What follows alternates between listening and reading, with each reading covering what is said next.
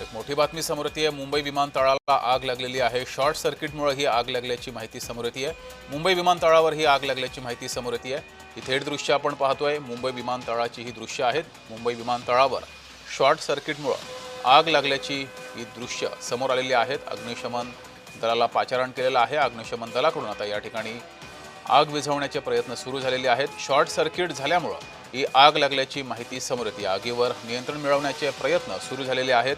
अग्निशमन दलाचे जवान घटनास्थळी पोहोचले असून मुंबई विमानतळावर एका विभागाला ही शॉर्ट सर्किटमुळे आग लागलेली आहे आणि आगीवर नियंत्रण मिळवण्याचे प्रयत्न मुंबई विमानतळावर एका विभागाला एका ठिकाणी आग लागलेली आहे। शॉर्ट सर्किटमुळे ही आग लागल्याची माहिती समोर येते आहे। सध्या आगीवर नियंत्रण मिळवण्याचे प्रयत्न सुरू आहेत। अग्निशमन दलाच्या गाड्या या ठिकाणी पोहोचलेल्या आहेत। अग्निशमन दलाचे जवान आगीवर नियंत्रण मिळवण्याचे प्रयत्न करतायत। अधिक माहिती घेऊया। आपले प्रतिनिधी जय पवार आपल्यासोबत जोडलेले आहेत। जय, नक्की जगदीश, आपण पाहायला गेलं तर छत्रपती शिवाजी महाराज आंतरराष्ट्रीय विमानतळाच्या टर्मिनल 1 मध्ये खरं तर ही आग लागल्याची घटना जे समोर आल्याचं पाहायला मिळते। विलेपार्ले येथील या मुंबई तळावरती जे आहे ते आतमधल्या साईडला आग लागल्याची घटना जे संध्याकाळी 6 वाजल्याच्या सुमारास घडल्याची पाहायला मिळाली। खरं तर शॉक सर्किट झाल्याच्या संशयामुळे खरं तरी संपूर्ण आग लागल्याची जी आहे माहिती जे ते समोर येत आहे आणि त्या ठिकाणी आता अग्निशमन दलाच्या गाड्या ज्या आहेत त्या ठिकाणी पोहोचल्या। त्यासोबत आपण पाहिलं तर आग विझवण्याचं काम सुद्धा त्या ठिकाणी म्हणजे अग्निशमन दलाच्या माध्यमातून सुरू असल्याचं पाहिलं होतं। त्याचबरोबर त्या ठिकाणच्या नागरिकांना जे आहे ते सुरक्षितरित्या सुद्धा त्या ठिकाणी ठेवण्यात आलेलं आहे आणि त्या ठिकाणी ज्या ठिकाणी जे आग लागली त्या ठिकाणी जे काही नागरिक होते त्यांना सुद्धा काही नागरिकांना जे आहे ते त्या ठिकाणी रुग्णालयात दाखल केल्याचं पाहायला मिळतं। अनेकांना काही छोटी छोटी दुखापत त्या ठिकाणी झालेली आहे। त्यामुळे एकूणच आता या सर्व संदर्भात जे आहे ते अग्निशमन दलाकडनं ती आग जे विझवण्याचा प्रयत्न जे ते सुरू असल्याचं पाहायला मिळतं। जी, मात्र आग तुम्ही सांगितलं 6 वाजता लागलेली आहे। सध्याची काय स्थिती आहे तिथे?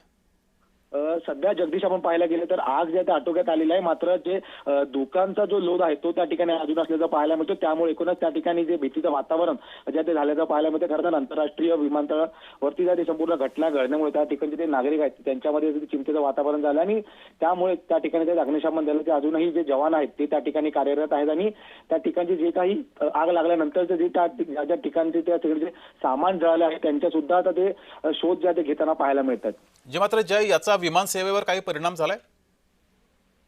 अद्याप या संदर्भातली माहिती त्या समोर आलेली नाहीये, कारण की त्या ठिकाणी जे आहे ते दुकानचा लोड जो त्या ठिकाणी मोठ्या प्रमाणावरती होता आणि त्यामुळे नागरिकांना सतर्कतेचा इशारा हा त्या ठिकाणी दिला गेलेला आहे। मात्र पुढील जो तपास आहे हा आता मुंबई पोलिसांनी किंवा अग्निशमन दलाकडनं सुरू आहे आणि त्याबाबतची माहिती लवकरच आपल्या समोर सुद्धा त्यांच्या माध्यमातून देण्यात येईल।